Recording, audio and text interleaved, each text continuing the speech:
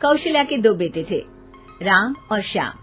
कौशल्या के पति का अच्छा बिजनेस था और वो भी एक अच्छी गृहस्थ महिला थी। बेटे बड़े हुए और पिता के साथ बिजनेस करने लगे। लेकिन एक दिन, पिताजी मैं फैक्ट्री जा रहा हूँ। ठीक है बेटा, शाम को भी ले जा साथ। रहने दे पिताजी, नई नई शादी हुई है, थोड़ा घूम फिर ले, फिर तो काम ही करना है ना। और क्या, राम ठीक ही तो कह रहा है। अब दोनों बेटों की शादी हो गई है, आप चिंता ना करें, दोनों समझदार हैं। कुछ दिनों तक तो घर में सब कुछ ठीक चलता है, लेकिन एक दिन श्याम और उसकी बीवी, माँ, पिताजी हमें हमारा हिस्सा दे दो, हम अलग रहेंगे। अरे नहीं नहीं, मैं ऐसा नहीं करूँगा। बड़ी मेहनत से मैंने ये बिजनेस खड़ा किया है, जीते जी तो मैं इसका बंटवारा बिल्कुल नहीं करूँगा। नहीं करूँगा? ये कैसी बात होती है पिताजी? क्या सारा जीवन में जॉइंट फैमिली में रहूंगी?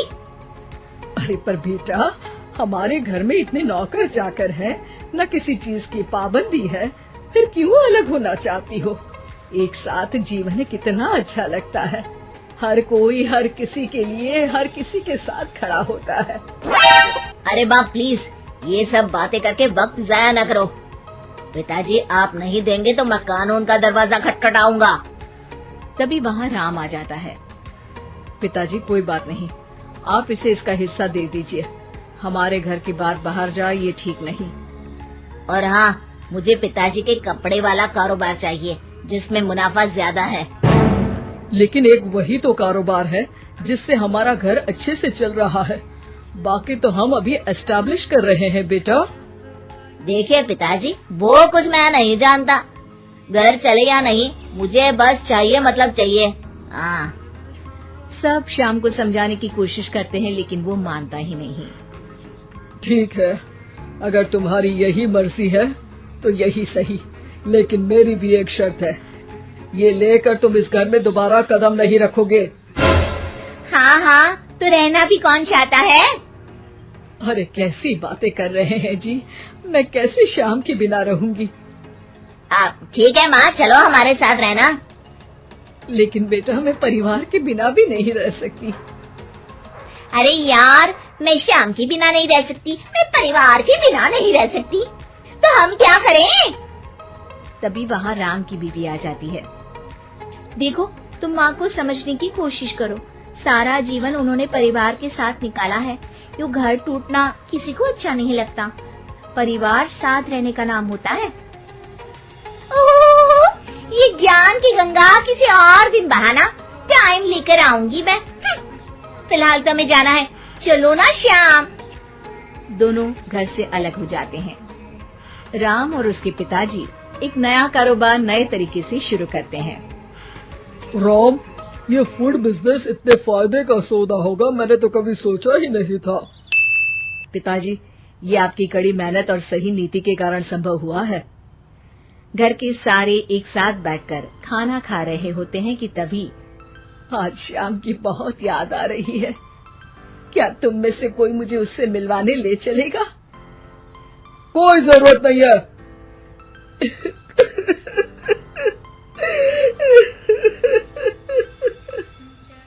कौशल्या रोने लगती है कि राम बोल पड़ता है। माँ रो मत, मैं आपको कल उसके घर ले चलूंगा। अगली शाम दोनों श्याम के घर जाते हैं, जहाँ श्याम की बीवी साड़ी नहीं बल्कि स्कर्ट पहनी होती है। साथ में उसका भाई और माँ भी होते हैं। अरे आप लोग आइए आइए, मेरी माँ और भाई भी आए हुए हैं यहाँ पर। अब श्याम कहाँ है? वो दिखाई नहीं दे रहा। श्याम को देखने के लिए आंखें तरस रही है। अरे माँ जी, वो ना आज थके हैं तो सो गए हैं। अरे ये तुम्हारे भाई के हाथ में हमारे बिजनेस की फाइल क्यों है? क्यों है मतलब? परिवार का है, काम तो संभाल रहे हैं।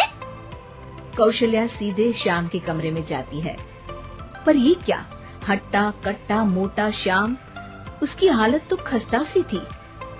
कौशल्या श्याम को पकड़ लेती है। अरे बेटा, क्या हुआ?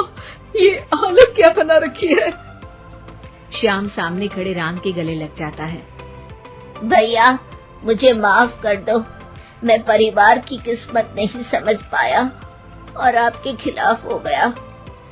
अरे पर हुआ क्या है? तब पीछे से श्याम की बीवी आ जाती है।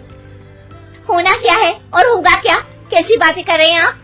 चलिए ड्राइंग रूम में, मैं आप लोगों के लिए चाय नाश्ता बना देती हूँ, फिर फुटो यहाँ से।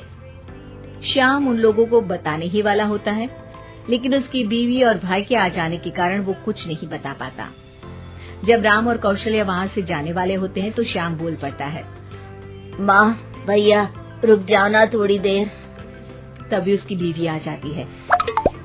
हाँ हाँ, रुके तो थे, अब उन लोगों को अपने घर भी तो जाना है ना? क्यों माँ? दोनों वहाँ से चले जाते हैं, लेकिन रास्ते में माँ और राम दोनों के ही दिमाग में श्याम की बेचारे वाली तस्वीर घूम रही होती है। राम, क्या हाल है श्याम का? मजे कर रहा होगा जिसके लिए वो अलग हुआ है। नहीं पापा, श्याम की हालत काफी खराब है। ये बोलकर वो सारा किस्सा पिता के सामने रख देता है। ये डर मुझे था, इसलिए मैंने श्याम को अलग तो कर दिया था, लेकिन भविष्य के लिए एक डोर अपने ही हाथ में रखी थी। कैसी डोर पिताजी? वो तुम्हें कुछ ही दिनों में समझ आ जाएगी। एक दिन एक वकील उन लोगों के पास आता है। नमस्ते सर, आपको जो डर था वही हुआ। श्याम ने अपनी सारी प्रॉपर्टी को बीवी के नाम कर दिया है। तभी वहाँ श्याम रोते हुए आता है। पिताजी, मुझे माफ कर दीजिए, मेरी बीवी ने धोखे से मेरे साइन करवा लिए हैं। अब मैं कहीं का नहीं रहा। सारी प्रॉपर्टी लेने के बाद उसने मुझे घर से बाहर निकाल दिया।